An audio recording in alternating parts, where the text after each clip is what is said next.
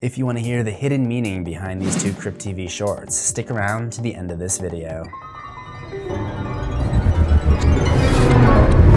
One of the best places to find high-quality short films right now is CryptTV. So today I'm going to be showing you some of my favorite Crypt shorts and a few things you might have missed in each of them. This video is sponsored by CryptTV. The first one I'm going to talk about is the Mime. If you haven't seen it, click or tap right here to watch it. And if you need a refresher, it's about a woman's encounter with a creature who mirrors her every move. And at the end of the short, she finds she's the one being controlled by the movements of the Mime. But how did the Mime get this power over her? My theory is that this tunnel has some kind of power over those who pass through it. She's able to go right to the edge of the tunnel before it takes over her movements. This little lip balm tin seems to have something to do with it. It was the last item to have fallen out of her bag, and she ends up leaving it behind. It's possible that she isn't able to leave the tunnel without everything that she came in with. And here's why I think that. She spills her bag and picks up everything but the lip balm. She tries to leave before finishing the job. In this case, the job is picking up all of her belongings. Now rewind to the beginning of the short, before Abigail enters the tunnel. She's on the phone with her coworker. It's tough to hear over the traffic, so I'll turn on the subtitles.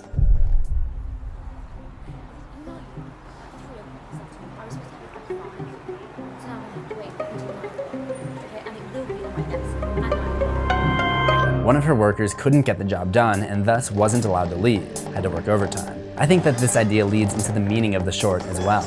At the beginning, Abigail's in a position of power, controlling the movements of the Mime, but when the Mime outsmarts her, he's promoted to the higher position of power, and now she has to follow his orders and she pays the price for it. So the whole thing is an allegory for the unrelenting abuse of the corporate ladder. The next short is a sci-fi horror called Tethers, in which a woman searching for her friends in the midst of an alien invasion receives a warning from a dying stranger. At the beginning, she calls out the names of her two friends.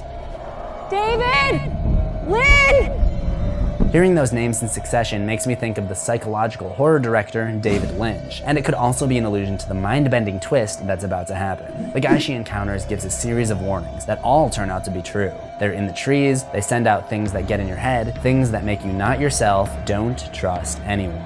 The last one plays with the idea of perspective. Usually movies are told from the protagonist's perspective. So when Sarah runs into David and Lynn, we expect the twist to be that they're the ones taken over by the aliens, not the character we've been following this whole time. And that's when we find out why the movie is called Tether, because the aliens have attached themselves to the main character. Both David and the stranger that we see at the beginning drop their wallets when being possessed by the creatures, which is symbolic of losing your identity when an outside force takes control. The next short is called Terra, and it follows a woman who moves to the desert where she's terrorized by her creepy nephew and a higher being known as Terra. Terra is an Italian word meaning land or earth, and the being in this film takes on a violent Mother Nature kind of role and uses her power to protect her domain. The opening shot shows this white flower turning red, almost as if it's being painted with blood, and drawing a comparison to the pollution of the earth with the gore of a human being killed, which is a comparison we continue to see throughout the movie as Terra gives the enemies of the environment a taste of their own medicine. I also interpreted this water droplet to be a teardrop shed by Mother Nature. So we have two opposite characters in the film. Rachel, who's wasting water by running her sprinkler in the day, running the washing machine with only one item, and leaving the faucet running, and that's not even half of the water she's wasting during this movie. All of this is amplified by the fact that she just moved to the desert where the water's a lot harder to come by. We know she just moved because she tells her sister on the phone that land is stupid cheap here, and she still has boxes to unpack. She represents the European settlers in America who moved out, took over the land, and continue to destroy the environment. Then there's her nephew, who's not at all wasteful. When we first see him, he's hitting spoons against a vase like a native tribesman. He represents the Native Americans who respect the environment and who are negatively affected by the industrialization of America. He can be seen shutting off the water, and the only time he uses water is to drink it. When Rachel's discussing with her sister about letting Noah possibly stay another day, she mentions her great maternal instincts. However, we find that not to really be true. She has no idea of how to interact with the kid, and he creeps her out.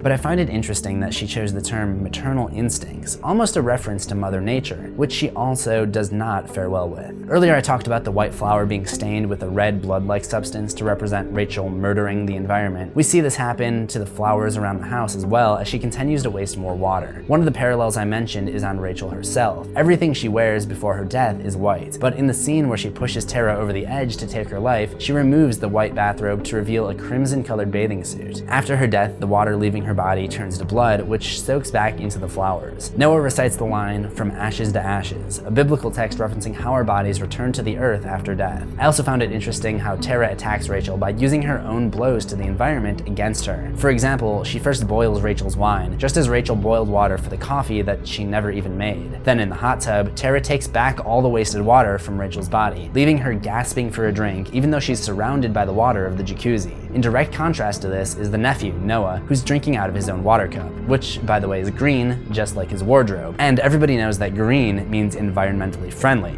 right? Right?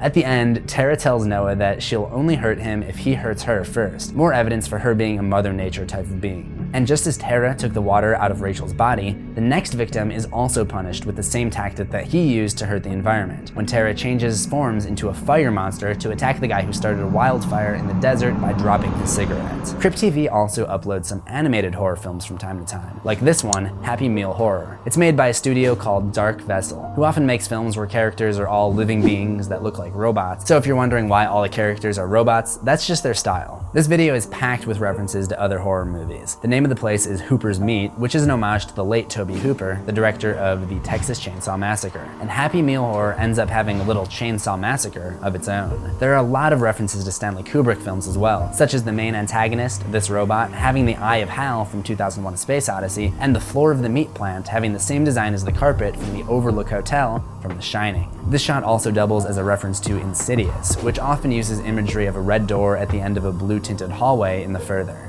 That's all before we even get to the titles, which use the same font as American Horror Story. One little tidbit I found amusing is as the cow is running away, there's a row of hanging human skeletons, which brings up plenty of questions, like, are they using human meat in their meals as well? Are there humans in this world, or is that what the humanoid robots look like on the inside? There's also a section with some chickens as well, and they look more like rubber chickens. And just a couple of fun notes, the robot has a name tag which reads Earl, but it doesn't appear to be a My Name Is style name tag. This is also one of the few Crypt shorts to have an animated title sequence. The last one I'm gonna look at today is called Selfish. In order to understand the short, keep in mind that everything that happens relates back to this opening scene.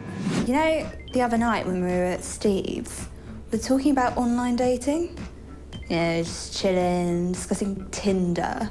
And what did she say? She said something like, beauty's all about being comfortable in your own skin.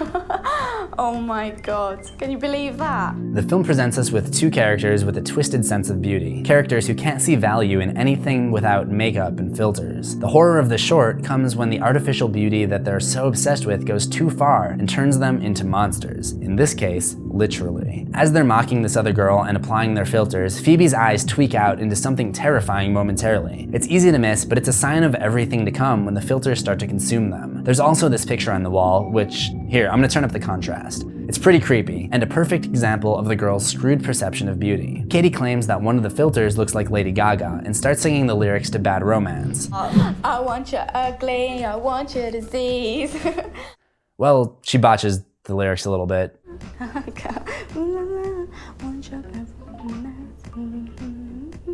Probably to avoid getting a copy strike from Interscope Records, but I think Bad Romance is an ironic song for this character, because I'd interpret Bad Romance to be a song about an ugly romance as opposed to the typical fairy tale romance you might find in Hollywood blockbusters and top 40 music. With lyrics like, I want your horror, I want your design, cause you're a criminal as long as you're mine, Gaga is telling her lover that he's not perfect, but she doesn't want him any other way. And there are other horror references in the song, like I want your psycho, your vertigo shtick, want you in my rear window, baby, you're sick. They're all references to famous horror movies directed by Alfred Hitchcock.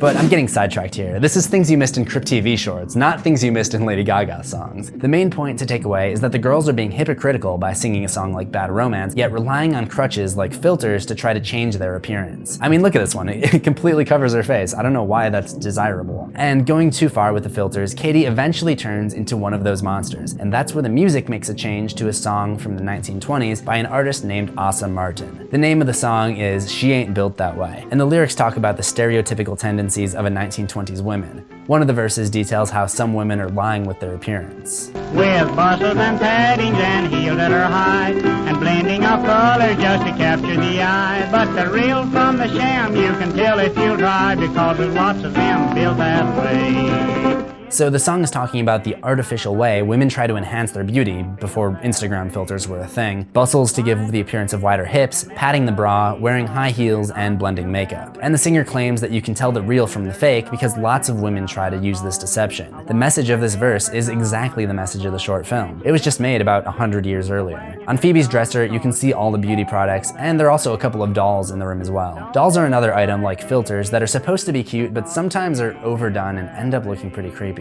There's a whole genre of creepy doll movies predicated on this. You'll also notice a couple of mirrors, which have the same use as a front-facing smartphone camera. It's all about self-validation. Katie eventually finds Phoebe in her room, and she's now become the full monster version of the little glimpse we saw earlier. They're both consumed by filtering themselves into something that they're not, and they both end up looking horrifying.